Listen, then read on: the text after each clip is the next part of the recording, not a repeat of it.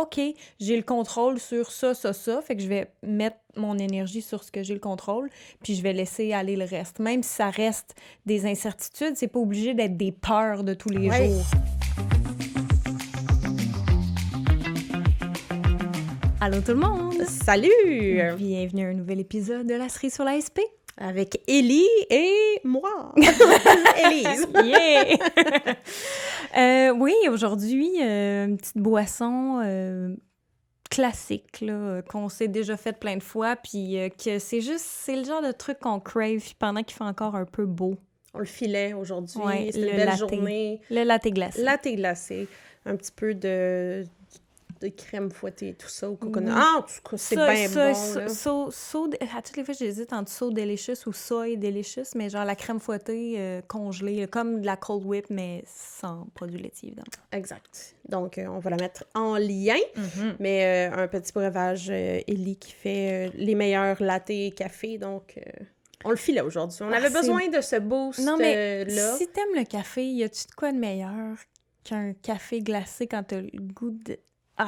à toutes les fois, c'est parce que je bois ça, puis je suis genre, faut que je me retienne pour pas le caler en carrément une minute. Je comprends. Genre. Tu comprends? Évidemment, Ellie est obsédée de deux choses. Le plan nutritionnel, Protocol Walls et les cafés latte. Mais j'affile.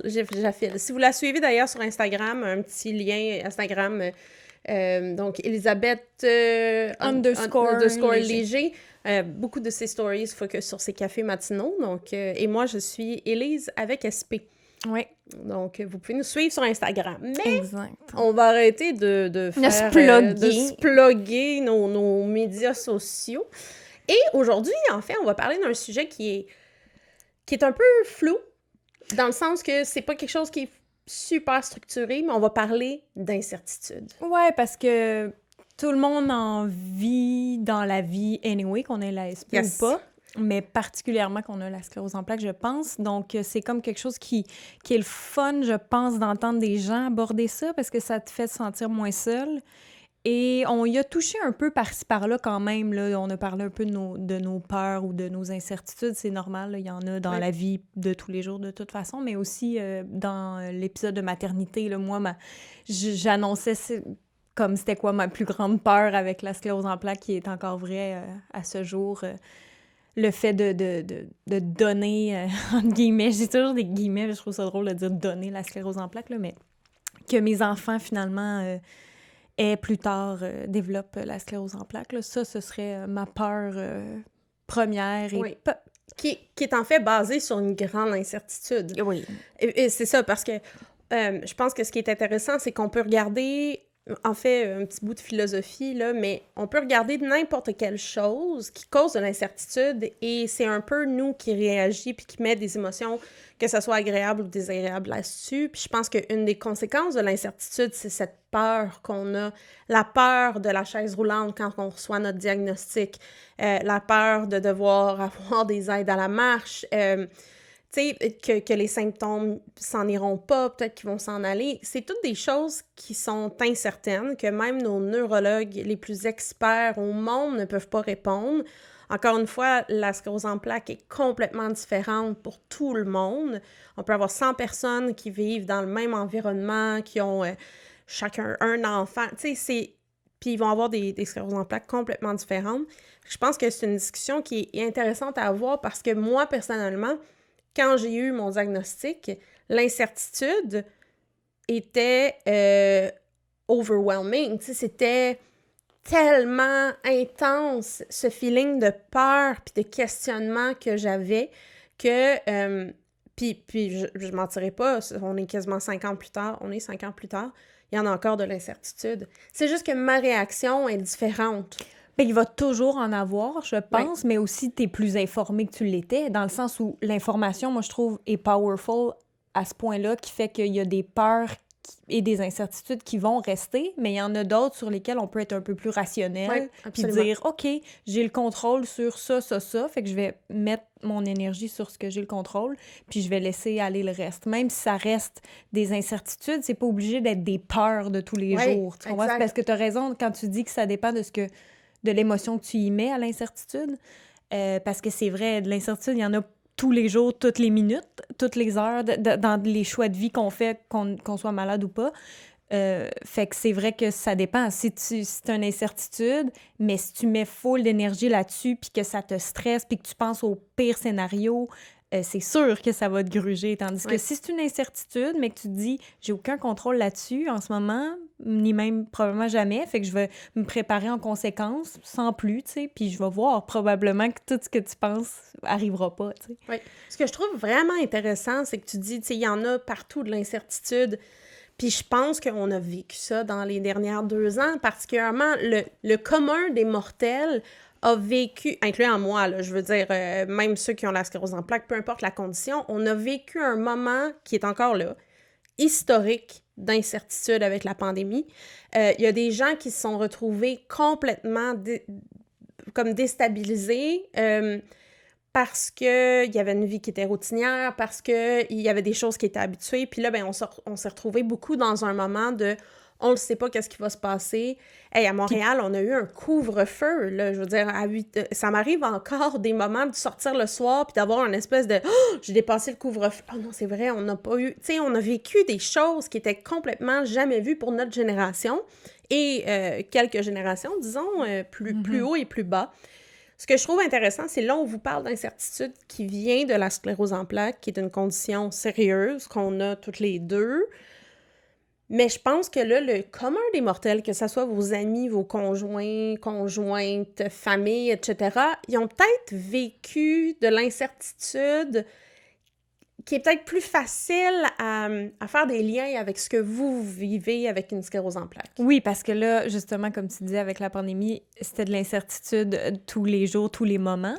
Puis en plus, comme tu disais, les gens avec la SP n'avaient plus non plus de support, là, tu sais, plus personne, là, et même le neurologue, il ne voyait pas en personne. Ouais, tu sais, c'était comme... des appels téléphoniques. Exactement. Puis là, en effet, les gens qui n'ont pas la SP ou etc., ben là, ils ont vécu c'est quoi de l'incertitude à chaque jour, tu sais. Ouais. En même temps, comme j'imagine qu'ils ont fini par passer par-dessus aussi, comme nous, quand on reçoit notre diagnostic, on finit par faire « OK, là, je peux pas me mettre à m'inquiéter puis à avoir peur tous les jours qu'il va m'arriver. » Tu sais, c'est pas comme ça qu'on veut vivre notre vie. Non, là. c'est ça. Fait que... Tu sais, je pense que la grande différence avec la pandémie puis ce qu'on vit, c'est que nous, c'est à vie, il n'y a pas de question, versus, bon, avec les vaccins puis tout ça... Tu sais que ça va finir. Ça va finir. Ça va peut-être finir ça va être long, on le sait. Il y a certains pays, certaines personnes qui résistent toujours à l'envahisseur qui est le vaccin. Mais on s'entend que c'est sûr que c'est pas exactement la même chose, mais je trouve ça intéressant. OK, ça sonne vraiment sadomaso mon affaire. Je trouve ça intéressant que les gens aient vécu de l'incertitude. Non, c'est un bon objectif. C'est un parallèle qui est intéressant à faire parce que maintenant, quand je parle avec mes amis, ma famille, on dirait que l'incertitude, ils savent un petit peu plus qu'est-ce que ça veut dire. Mm-hmm. C'est sûr que l'incertitude n'est pas pareille, mais je pense qu'avec le temps, comme tu disais, on apprend à gérer, on apprend les zones de contrôle, la nutrition, la relaxation, diminuer le stress, c'est des zones de contrôle qu'on a. On le sait pas. Par exemple, moi, j'ai eu un traitement qui est très efficace apparemment, qui a un grand taux de succès. C'est 2 ans, le traitement, c'est le Lemtrada. Puis, je sais que si j'ai une autre poussée, je vais avoir une 3e année de Lemtrada. Et il disait que c'est très possible parce que j'ai un cas de sclérose en plaques qui est très agressive. Et dans les cas agressifs, ça arrive. La poussée est, normalement, on le sait pas, mais scientifiquement parlant, dans les recherches, ils ont vu que les poussées étaient tout petites. Fait que c'était pas des grosses poussées parce que le traitement l'arrête beaucoup. Mais dans ma tête, on dirait que je m'attends, pendant des années, là, parce que là, ça fait 3 ans que j'ai eu mon dernier traitement, je m'attends à ce que j'en aie une, tu sais, à ce que j'ai une poussée puis que j'ai besoin d'une 3e année. Aussi, c'est que c'est ça, t'as la conséquence. Oui, c'est une conséquence. La conséquence directe de si t'as une poussée, tu vas revivre le traitement. Absolument. Qui n'est pas super le fun, là, je le recommande pas pour le plaisir, disons. C'est ça, fait que c'est sûr que pour toi, ça te crée une espèce de crainte ou de... Ben c'est là, tu sais, c'est ça, c'est l'espèce de conséquence directe. J'en ai déjà parlé dans un autre épisode, mais je parlais que les 2 dernières années, j'ai eu des nouvelles douleurs, Puis on pensait que c'était une nouvelle poussée, puis j'ai été faire des résonances. Et finalement, ça ne l'était pas. Puis je pense que le fait d'avoir eu peur, parce qu'on s'entend, là, si l'infirmière dit « Ah, c'est peut-être une nouvelle poussée, je vais demander à ton neuro », le temps que tu passes la résonance puis que tu aies les résultats, on parle de quelques mois. À dealer avec cette nouvelle douleur-là, à passer dans ma tête à « ben la vie est injuste, oh non, j'ai une nouvelle poussée », à dire à mon employeur « je vais peut-être quitter pour 1 mois parce que c'est plusieurs semaines de convalescence », puis à me dire « oh my God, qui va s'occuper de moi », tu sais, puis tout ça parce que je peux pas être toute seule. Puis finalement... il s'est rien passé. Oui, les exact. 2 ans, c'était pas une poussée. Puis autant que c'est pas rassurant quand ton neuro te dit « c'est pas une poussée », mais des fois, ça évolue, puis c'est tout, tu sais, puis tu te dis « ah, c'est le fun », c'est toujours une bonne nouvelle quand tu as la sclérose en plaques et que ce n'est pas une poussée. Oui. C'est tout le temps la meilleure nouvelle que tu peux avoir. Mais je pense que cette expérience-là a fait qu'en ce moment, je suis comme peut-être que ça va arriver, ou c'est peut-être parce que avec la pandémie, j'ai eu le temps de penser à d'autres choses dans ma vie qui allaient pas bien. Ouais. Peut-être Okay. que c'est ça, mais on dirait que j'ai plus comme laissé aller cette idée-là d'être convaincue que je vais avoir une 3e année. Ben c'est sûr que là, tu l'as vécu, fait que tu te dis, si ça me réarrive, que mon infirmière me dit « ouais, c'est peut-être une poussée », tu vas dire « OK, on va prendre ça avec un grain de sel parce que je sais parfaitement que je peux filer crappy, puis finalement, c'est même pas une nouvelle. » Oui. Fait que ça te fait comme relativiser Oui, c'est ça. Ça devient moins direct. Nouvelle douleur égale nouvelle poussée égale 3e année de traitement, tu sais. C'est comme... Je pense que c'est comme un espèce d'espace avec le temps qu'on se donne. Quand j'ai eu mon diagnostic, c'était très présent, cette incertitude de « oh mon Dieu, tu sais, je pourrais aller moins bien, est-ce que je vais récupérer? » Puis tout, puis je me compte, je suis reconnaissante parce que j'ai beaucoup récupéré de mes premières attaques. Mais là, je pourrais très bien sortir d'ici dans la joie et le bonheur après avoir enregistré des épisodes avec Ellie, puis paf, me faire frapper par un autobus, dans le sens, je le souhaite pas à personne, puis je me souhaite pas me faire frapper par un autobus, mais je veux dire, je pourrais être frappée par la foudre, tu sais, il y a tellement, bon, statistiquement parlant, il y a une différence de pourcentage, mais il y a une incertitude, comme tu disais tantôt, qui est constante. Quand on est une personne humaine vivante, il peut arriver des choses. Oui. Comme ça peut être dans le négatif. Tu sais, ben, c'est négatif de se faire frapper par un autobus, mais tu sais, il y a des gens, des fois, ils disent « ah, phew, t'as la SP, t'as pas le cancer. » L'un n'empêche pas l'autre. Ouais, exactement. Tu sais, fait qu'il y a tellement d'options puis de probabilités. Est-ce que je vais vraiment passer la plupart de mes moments à m'inquiéter puis à être négative? Au début, oui. Oui, mais à un moment donné, c'est ça, tu passes à d'autres choses. Parce que là, ça devient trop lourd. Le quotidien est trop lourd quand c'est comme ça. Oui. Puis tu sais, comme toi, tu dis, ta prochaine crainte, là, c'est ton potentiel 3e traitement de l'Emtrada. Puis moi, c'est dans une autre veine, c'est que moi, je prends pas de médication encore parce que j'ai pas eu de poussée avec mon neurologue. Donc, il y a pas 2 IRM pour comparer. Donc, il m'en a pas proposé, on n'est pas rendu là. Fait que moi, c'est ça, ma prochaine affaire, entre guillemets, si ça arrive, tu sais. Mais c'est que si il arrive quelque chose puis que c'est une nouvelle poussée, ben là, va falloir que je choisisse un traitement. Puis ça me fait capoter. Parce que, tu sais, quand tu vis ta vie depuis un bon moment, pas de traitement, puis que ça va bien, on s'entend, ça va bien, c'est comme, OK, attends un peu, là, je vais être genre frappée par plein d'informations sur plein de médicaments que je connais pas, avec des effets secondaires que je connais pas. C'est ça. Tu sais, des fois, j'y pense, je suis comme, moi, mais j'y pense, mais je suis trop pas là, tu sais. Non, c'est ça, parce que t'as aucune idée. Tu sais, il y a comme une quinzaine, peut-être 12, 15 traitements possibles de différentes intentions, donc selon la poussée qui t'arrivera pas, knock on wood, c'est ça l'affaire, c'est qu'on peut penser tellement de temps. Ça gruge notre énergie beaucoup trop, là. Surtout des pensées négatives de même, c'est surtout ça. Oui. Puis encore une fois, si vous nous écoutez puis vous êtes là-dedans, c'est tellement normal. Ah ben oui. Puis ça m'arrive encore.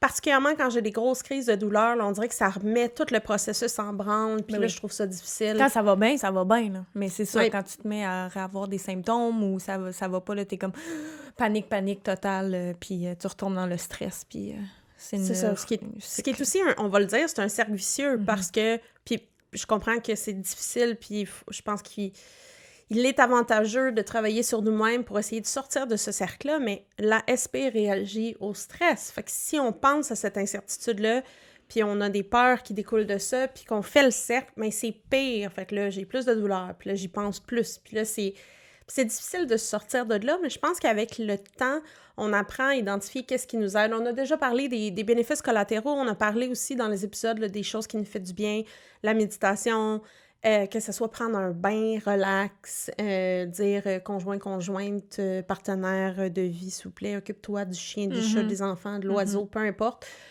Moi, je knock out pendant une demi-heure, d'écouter des podcasts, tu sais, comme la série sur l'ASP, je vous le recommande fortement.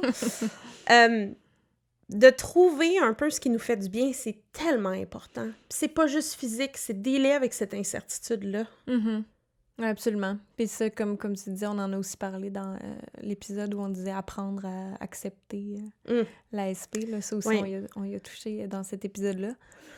Je pense que c'est relié. Mais ça fait partie du processus. Ouais. Il y a des gens qui l'acceptent jamais, là, on s'entend. Puis un moment donné, c'est quand tu l'as accepté, tu vas quand même vivre des incertitudes puis des peurs ad vitam aeternam. Je pense que oui. Je pense que c'est ça. Tu sais, on n'arrête pas de référer aux autres épisodes, mais c'est parce que, bon, évidemment, on a dit des petites choses. Il y a un épisode où est-ce que je vous ai dit que j'ai utilisé un aide à la marche quand j'étais allée... Puis ça, si j'y pense, ça me fait un peu peur parce que je me dis, oh, voilà la première étape. Première étape, going down. Tu sais, deuxième étape, c'est quoi? Oui, puis non. Mais il faut le voir de l'autre bord, c'est ça. Non, j'utilise un aide à la marche pour que je file bien, puis que je sois mieux, puis que j'ai moins de symptômes, puis que je sois moins stressée. C'est ça, tu l'as pas utilisé parce que dans le moment, tu t'étais plus capable d'utiliser tes jambes. Tu comprends-tu? C'était pas une situation de panique, j'ai absolument... Non, c'était comme, je vais tester ça, tu sais. Fait qu'à la limite, c'est une bonne façon de l'avoir vécu parce que c'était pas une obligation. C'était juste, moi, le tester, puis je repars sur mes cannes pour revenir chez nous, là. Genre, mais tu sais...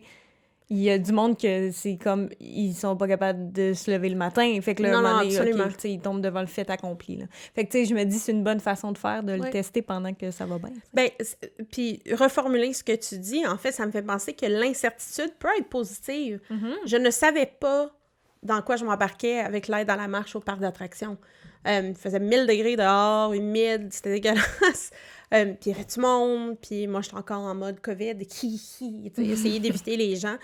Puis avec ça, ça m'a tellement aidée, puis ça m'a tellement fait sentir bien que là, je suis comme, hey, écoute, prochaines vacances dans un parc d'attractions, je m'en loue un, j'ai commencé la recherche, puis ça clarifie des choses. Oui, parce qu'une incertitude, c'est une incertitude. Ça veut pas dire que c'est négatif. Non, c'est juste, je suis incertaine à propos de ça. Mais j'ai pas de contrôle, donc on verra. Oui. Ça reste une incertitude, mais ça veut pas dire que tu le prends du côté négatif. C'est exactement là que je dis, on a du pouvoir sur nos émotions. Si on le voit de façon... Les émotions nous donnent...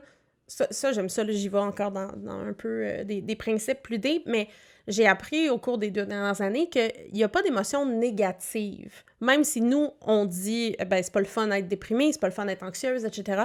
Mais en fait, ces émotions-là nous donnent de l'information. Elles sont désagréables, on va le dire. Mais ils nous donnent de l'information. Fait que si, je sais pas, tu sais, je me dis, parce que moi, je l'ai vécu dans le sens que si on voit la chaise roulante, là, au début, vous venez d'avoir votre diagnostic ou vous avez votre diagnostic puis vous n'avez pas parlé avec votre neuro, parlez-en. Eux, ils ont les informations scientifiques, tu sais, comme Élie disait tantôt, l'information est vraiment une étape importante parce que souvent, les incertitudes peuvent être clarifiées soit avec une discussion avec votre équipe traitante, une discussion avec d'autres mondes qui ont l'ASP, même si c'est pas la même chose. Des fois, ça fait du bien de savoir que vous n'êtes pas tout seul dans ce trou gris flou-là. Puis, de l'expérimentation. Tu sais, l'aide à la marche, ça aurait pu être pire. Il y a des gens qui ont l'ASP, je suis convaincue d'être assise toute la journée, ça aurait été pire pour eux, tu sais, où il aurait fallu qu'ils fassent un half and half. Peut-être que pour quelqu'un, c'est « Hey, je vais utiliser une canne dans XY ou un aide à la marche dans XY contexte, puis tout ça. » Donc, je pense que c'est vraiment un côté information, discussion, puis expérimentation.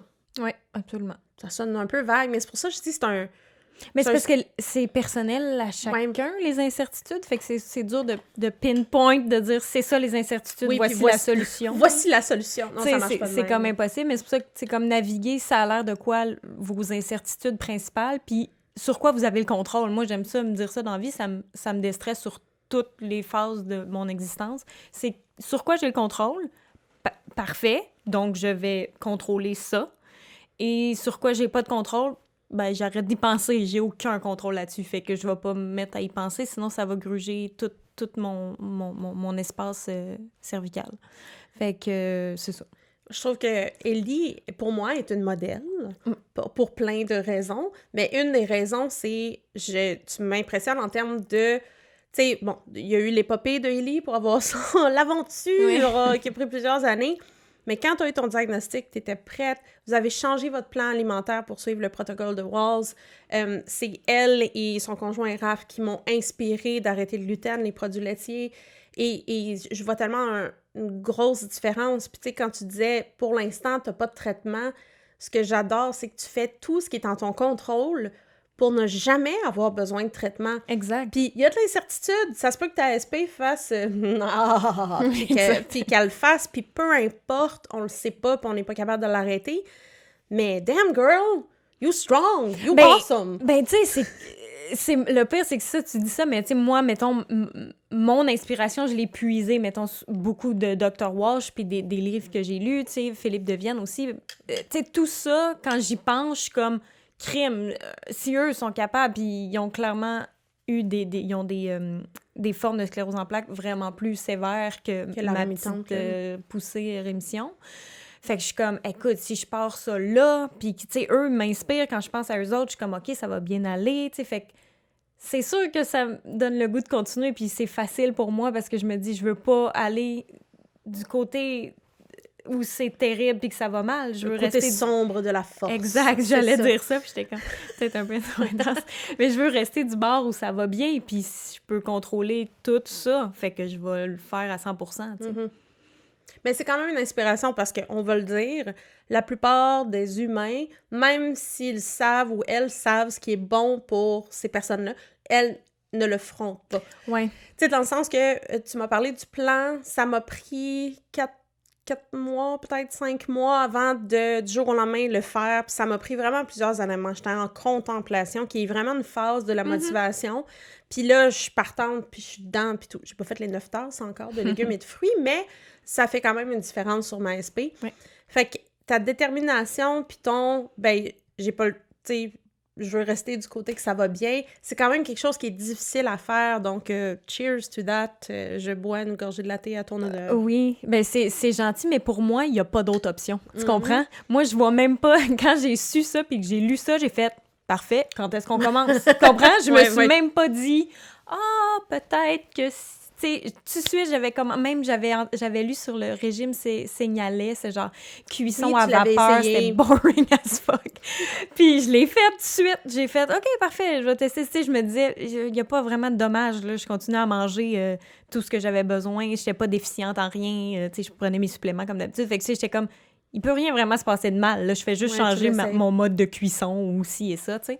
Fait que quand j'ai vu ça, là, c'était vraiment geared towards la sclérose en plaques, là, fait que j'étais comme, OK, ça, c'est probablement exactement ce qu'il faudrait que je fasse. Le protocole de Walls, quand j'ai découvert ça. Oui. Fait que j'ai fait, moi, j'avais zéro autre option. C'était genre, OK, parfait, à partir de demain, on sort tout, qu'est-ce qui se mange plus, puis on part ça, tu sais. Pas parfaitement, dès le début, c'est pas ça que je dis, mais c'était tout de suite, on enclenche le processus, t'sais. Ben, je pense que... Puis je peux pas dire que je suis là. Mais peut-être c'est la peur qui m'a poussée à faire ça, hein, aussi. C'est pas nécessairement genre « Ah, je suis quelqu'un d'extraordinaire puis j'ai tellement de volonté ». C'est surtout aussi... Mais c'est aussi... J'avais la chienne, tu comprends? Oui. Après des années, puis là, j'avais un nom, puis j'étais comme « OK ». Tu sais, aussi, j'étais prête, on s'entend, là, mentalement, j'étais quand même forte à ce niveau-là parce que ça faisait 2 ans que j'attendais après ça. Fait que j'étais comme « OK, parfait, je sais ce que j'ai à faire ». Mais aussi, j'ai la chienne. Je veux pas finir, je veux pas prendre de médicaments. Mm-hmm. Je veux pas me réveiller un matin puis plus être capable de marcher. Ouais. Je veux pas, tu sais, il y a de ça aussi qui fait comme absolument hors de question que je fasse que je que je continue comme je continue, tu sais. Ben, c'est exactement ce que je te disais dans un des épisodes avant, où je disais, si j'ai une autre poussée, puis je dois prendre... Crois-moi que je vais faire les 9 tasses. Mais c'est comme cette poussée-là de motivation de la chienne / conséquence. Mais c'est ça qui est drôle. Est forte. Mais c'est fort chez les humains. Oui, mais là, t'attends comme d'avoir... je sais, c'est le pire. Non, mais je comprends. Mais je comprends, parce que comme je te dis, moi aussi, c'était comme tu sais, j'ai attendu d'avoir la sclérose en plaques confirmée, officielle pour vrai cette pour fois. vraiment commencer, tu sais, parce que j'avais commencé, là, c'était pas ça, fait que je suis retournée à mes vieilles habitudes. Puis là, quand c'était confirmé, je me dis, bon, OK, ça y est, tu sais, j'y vais, tu sais. Mais oui, tu sais, mettons, là, comme toi, si, mettons, j'avais une nouvelle poussée où il faudrait que j'aille sur des médicaments, elle craint pas que, genre, plus de sucre, plus de... Tu sais, je le ferais avec une couche de plus, là, tu sais. Mais j'ai l'impression que quand tu parles de, tu sais, ce que tu dis, quand tu étais motivée, bon, motivation causée par la peur, causée par l'incertitude, causée par plein d'émotions. Ce que j'aime de l'idée de contrôler notre nutrition, de contrôler ce que j'avale, puis ce que je mets dans mon corps, puis l'exercice, puis méditation, puis santé mentale, puis tout ça, là. Je me dis, si tu arrives au bout, puis que tu as tout fait ce qui est en ton pouvoir, puis ce que je dis pas que je fais, là, en ce moment, là, mais tu travailles fort sur toi, tu fais de ton mieux, puis tu travailles sur toi-même pour tout faire les belles choses qui permettent de diminuer un peu le pouvoir de la sclérose en plaques. Ben après ça, advienne que pourra. Tu sais, je veux dire, qu'est-ce qu'on peut faire d'autre? Je pourrais jamais rien regretter, tu comprends? C'est ça. Parce que je vais avoir tout fait. Rien de rien. Oui, c'est ça, non. Je ne regrette rien. Fait que, tu sais, c'est ça. Je pourrais pas me dire, qu'est-ce que ça aurait fait si j'avais fait ça, puis si j'avais essayé ça, puis si...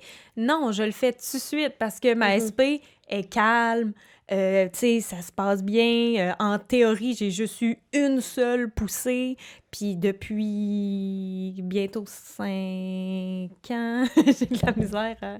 Oui, c'est ça. Fait que je suis comme, c'est le moment parfait, je vais pas attendre d'avoir une autre poussée, je vais pas attendre d'être sur une médication quelconque, je le fais maintenant pour éviter ça, tu sais. Fait que, en effet, je vais être sûre que je vais avoir tout fait, puis si jamais il se passe des trucs, mais j'ai mes outils quand même, tu sais, là, la méditation, j'en fais beaucoup moins que j'en faisais, mais je l'ai dans ma poche.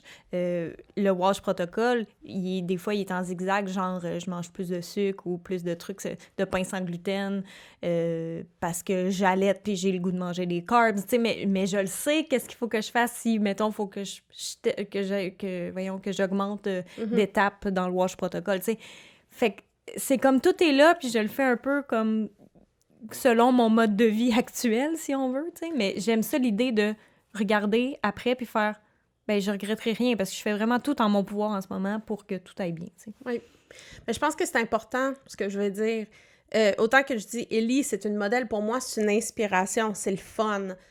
Moi, je fais ce que je peux faire en ce moment. Et toi, à la maison, ben tu fais ce que tu peux faire en ce moment. Puis je pense que l'important, c'est juste d'aller chercher des outils, de s'informer sur qu'est-ce que je pourrais faire de plus, puis comme tu dis, de l'avoir dans ma poche. Oui. Puis quand je vais être prête à embarquer puis à faire d'autres choses, ben je vais le faire. Je sais pas si tu comprends ce que je veux dire. 100%. Si vous êtes à l'étape de genre, déjà c'est bon que je me lève le matin, que je prenne ma médication, puis que je m'alimente, go for it. Puis si vous contemplez l'idée d'aller chercher de l'information, contemplez l'idée d'aller chercher de l'information. Oui. Puis allez-y quand vous êtes prêts. Fait que, tu sais, nous, on vous parle toujours, encore une fois, de nos situations de vie, là. On vous dit pas qu'il faut que vous atteigniez cet idéal. Non, mais c'est juste, je voulais clarifier particulièrement parce que moi, j'ai besoin de l'entendre. Oui. Dans le sens que c'est le fun d'avoir des inspirations et des modèles.